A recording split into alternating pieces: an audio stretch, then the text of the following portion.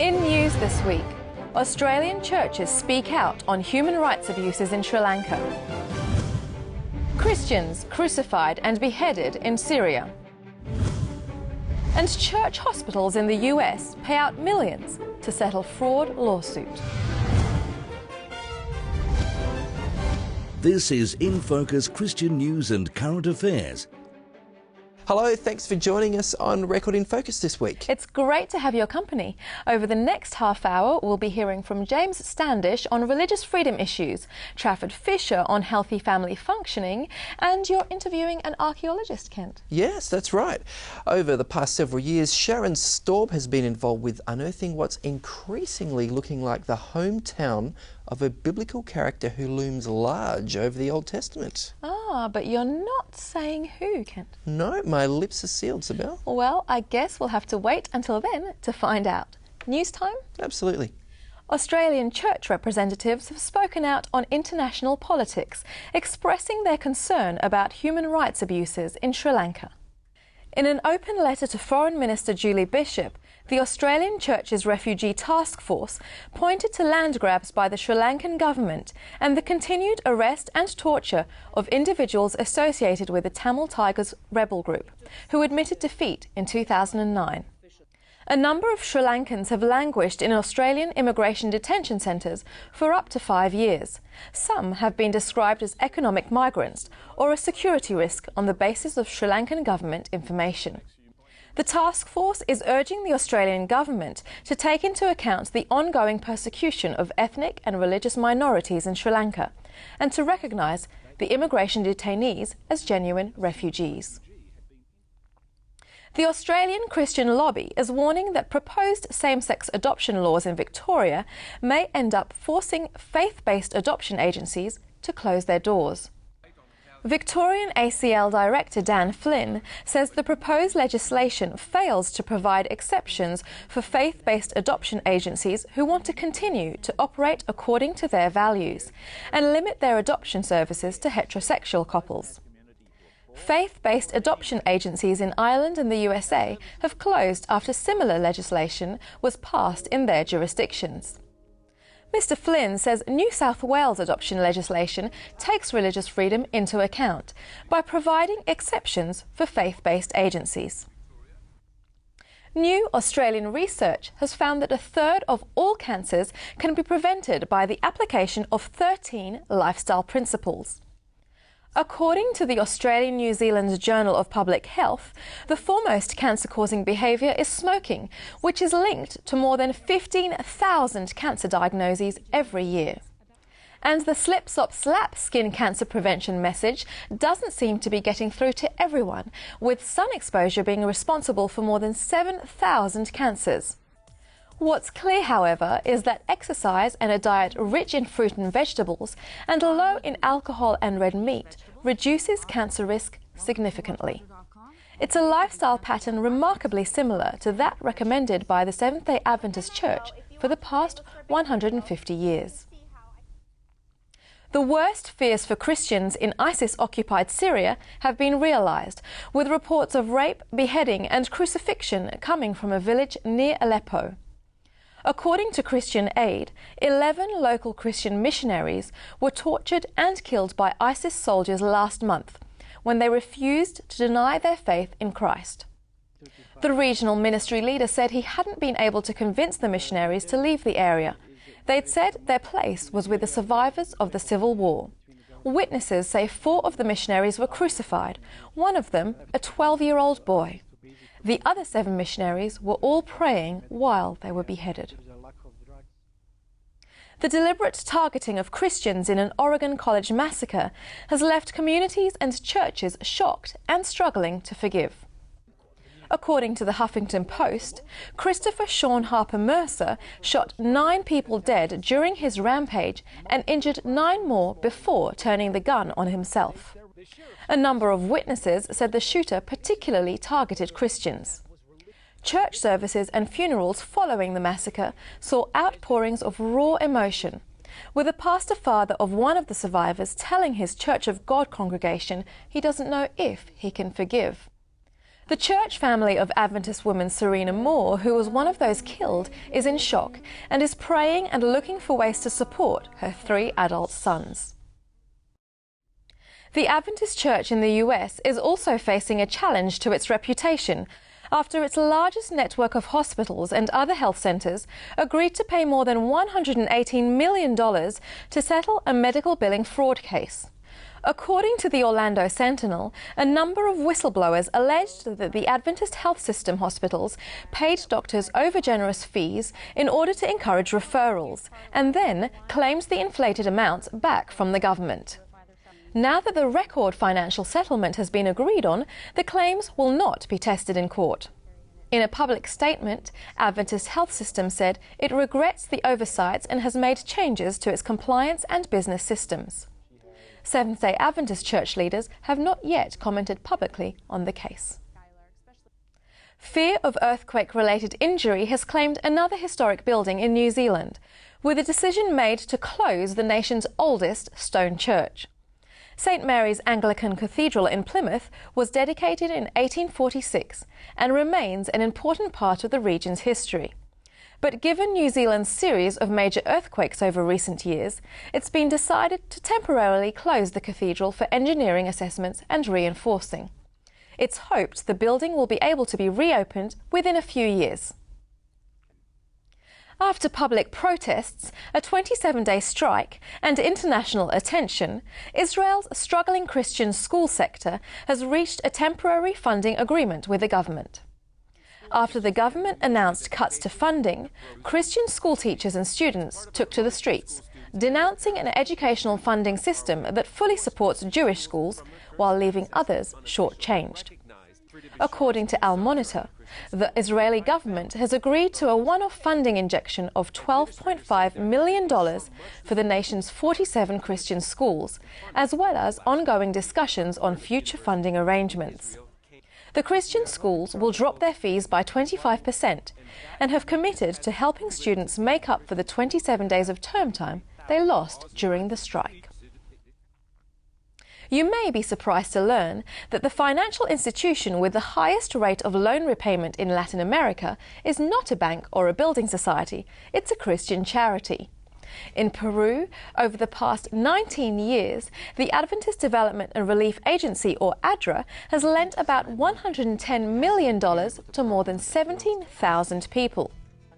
More than 90% of the microloan applicants are women, many of whom use the seed funding to kick off small businesses that make enough money not just to feed their families, but to faithfully repay their loans as well. An innovative digital scrapbooking project supported by the Sydney Adventist Hospital is already making a difference to the lives of cancer patients and their families.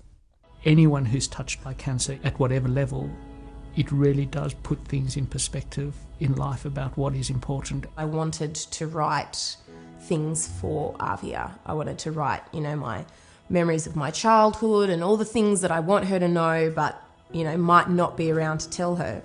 It's About Us is for anyone affected by cancer, any family, friends, patients who can actually create a beautiful digital scrapbook that they'll have forever.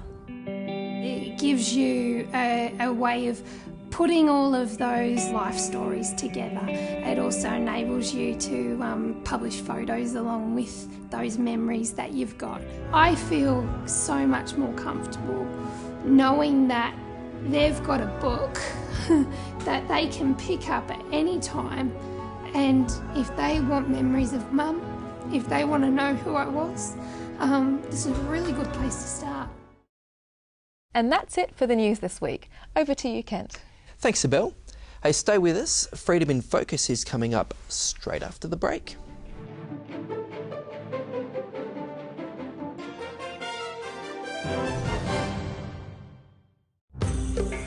Every week, It Is Written is available to millions of free-to-air viewers throughout Australia, New Zealand, New Guinea and the Pacific. It Is Written's Gary Kent regularly takes viewers to the far corners of the globe to report on new evidence and discoveries that confirm the Bible and Christian beliefs. It Is Written also provides medical care to remote Pacific Island communities. Join Gary Kent each week for It Is Written. See television guides in the It Is Written website for broadcast times. It Is Written with Gary Kent. It really is television that changes lives. Signs of the Times, a magazine for a world on the brink. And this month in Signs, after 6,000 years, is God's Sabbath still on the right day? Sacrificing the concept of self for a better community. Sugar, you're probably consuming more than is good for you. The special God-given talents you may not know you have. All in this month's Signs of the Times. Subscribe to Signs today and change your life.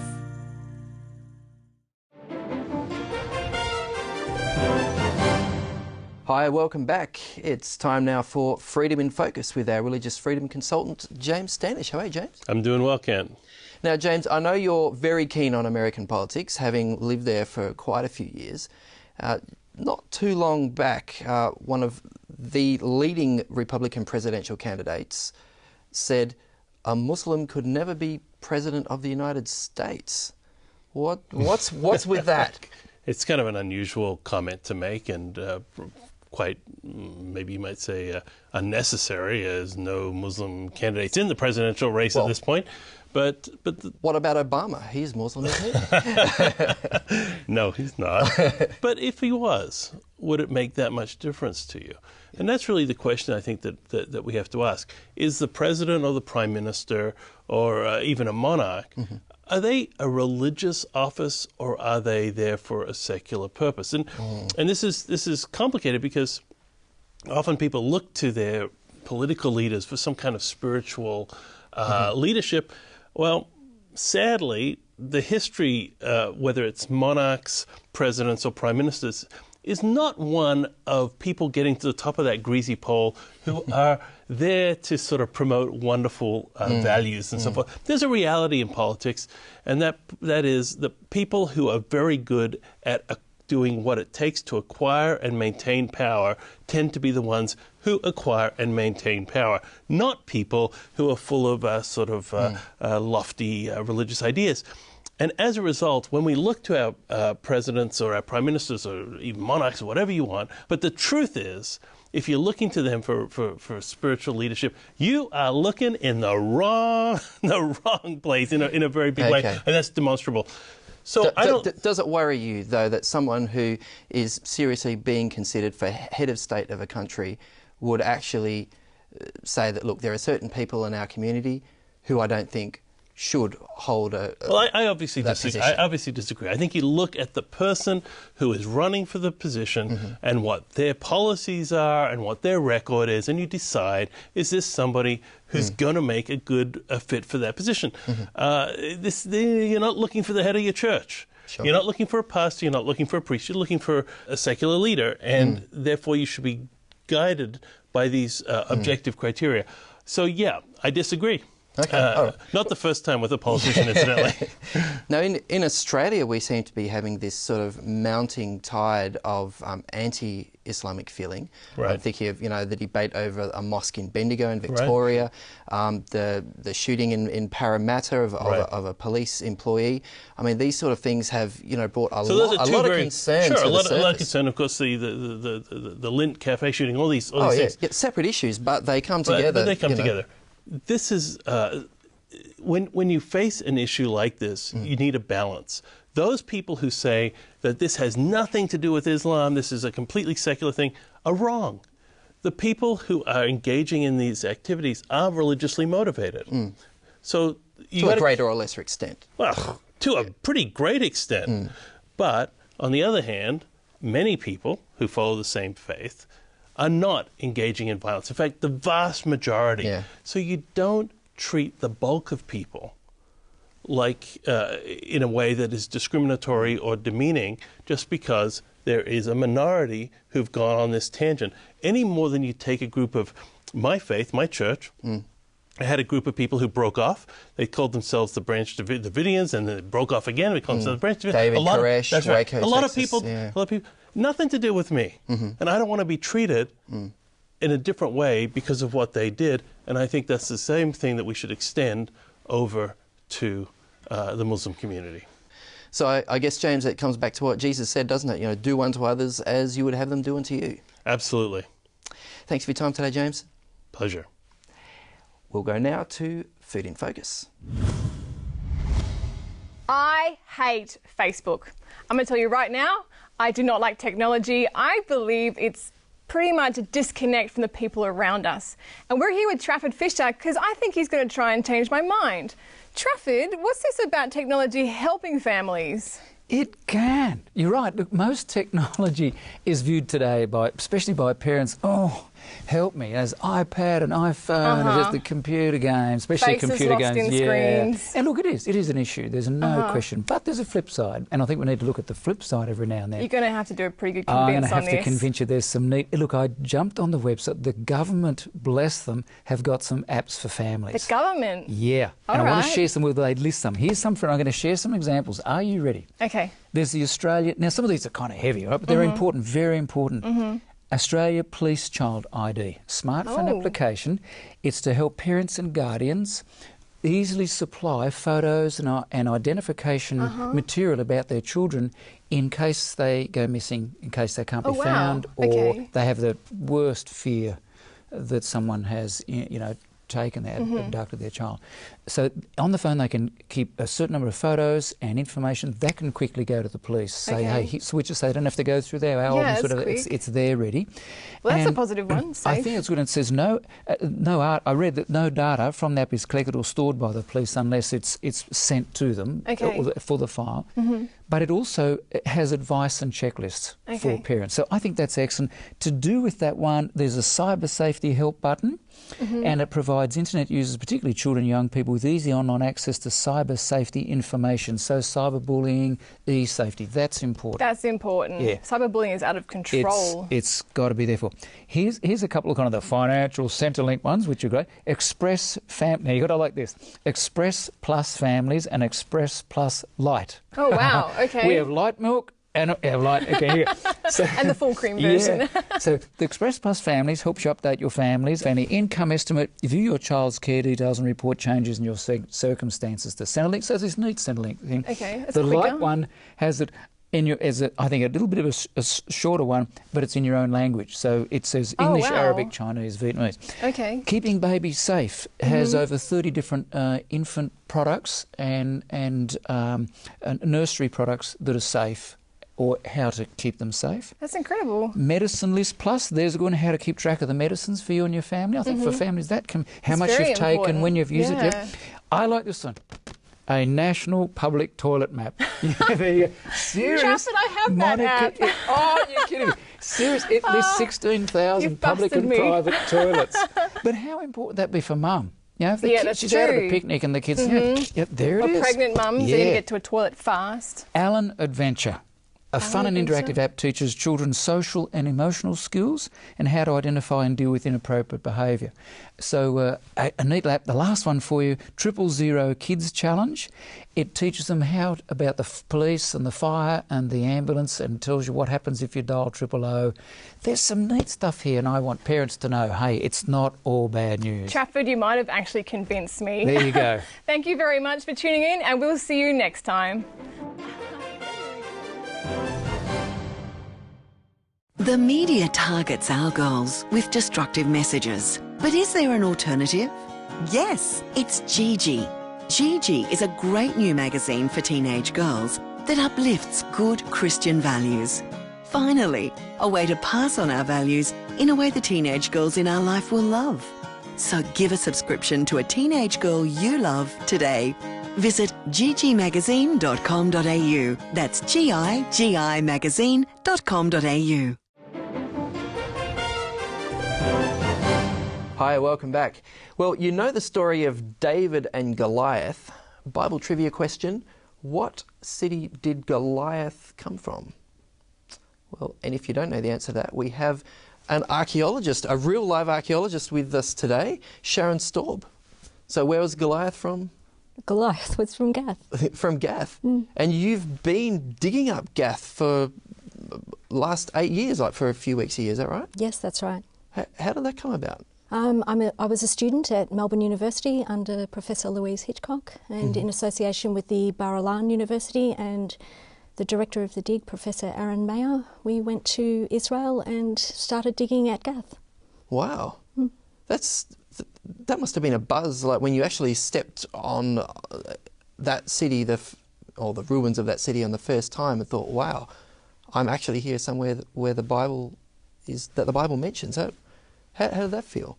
It makes your Bible come alive. It makes things real to actually walk the streets of a city that Bible characters actually walked in, to walk the streets that David walked in, to walk the streets that Goliath lived in, to touch the architecture and to hold the pots that they used is quite incredible.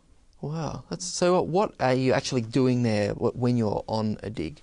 Digging. Digging? Digging. Are you there literally with a shovel digging holes? Literally with picks, trowels, right down to toothbrushes and dental tools, we're digging. Well, when you actually find something and you want to uncover it carefully? Yes. Wow. Is that fun? Or, I mean, it sounds like hard work. It is hard work. It's hot and it is heavy and it's hard work, but it is an incredibly rewarding time, especially if you find something that you're actually looking for. Okay. Or something you haven't been looking for that just comes as a surprise. That just comes as a surprise, yes. Now, I understand that for a while there's been this dispute over whether these ruins, which are sort of in the coastal area of Israel, or they're actually in the Shephelah, in the foothills of Israel, down in the southern half of Israel, and it has been disputed that this site it's Tel Safi, and it hasn't actually been definitively proven that it is Gath. Okay.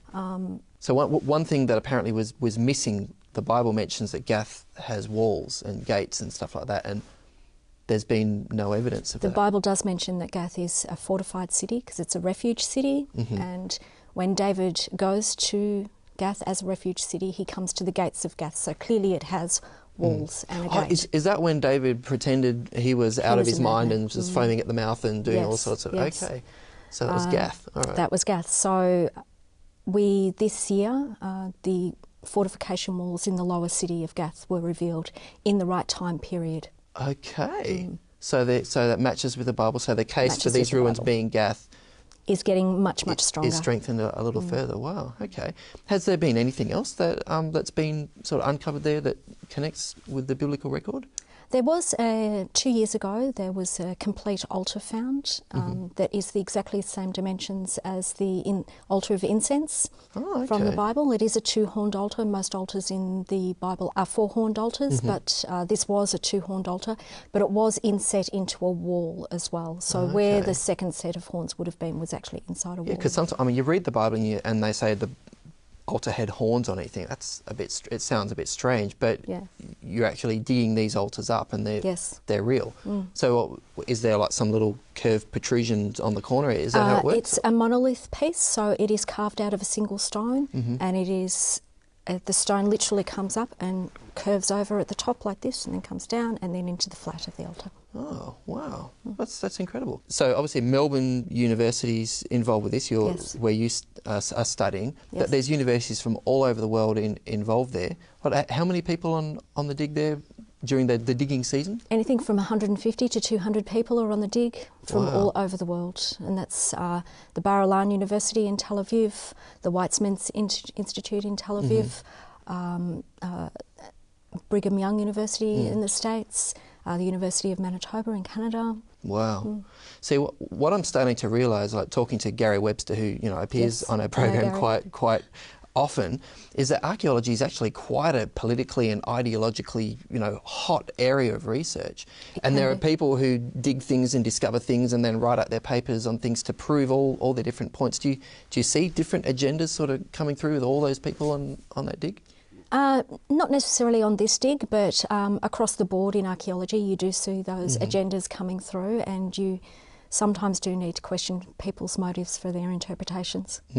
So are some people there to actively disprove the Bible, or actively to prove the Bible, or to bolster up their Jewish national identity or their Arab national identity? Is that the sort of thing that you're seeing? All of the above. All of the above. Yeah.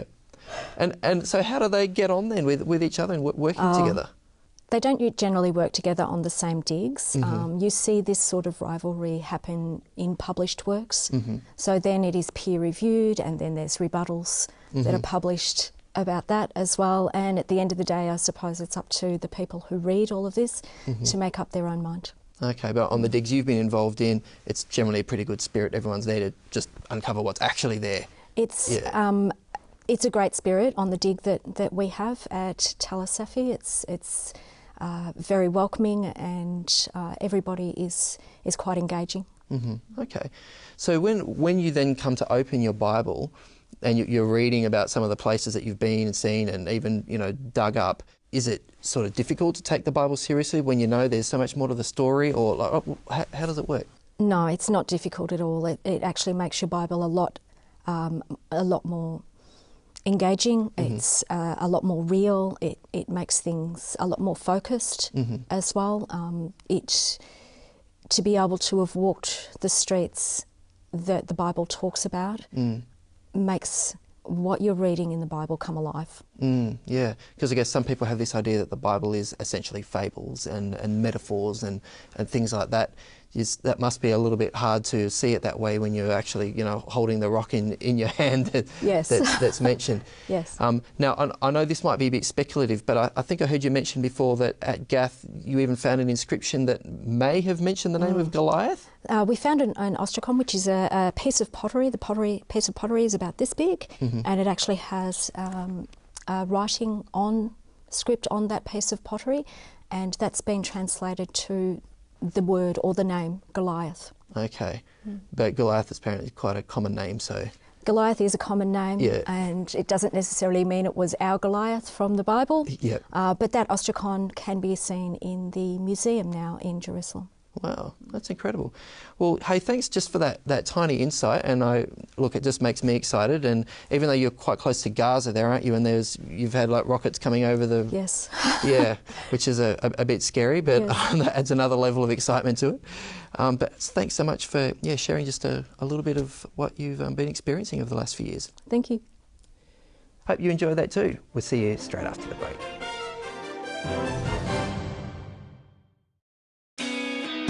Planning your future can be a daunting task. What you want to do, who you want to be, and the road ahead can often be unpredictable. No one really knows what the future holds. Avondale. It's education designed for life. Travel back in time to ancient civilizations through this bi-monthly magazine, Archaeological Diggings. In this issue, we find out who were those lesser-known female pharaohs.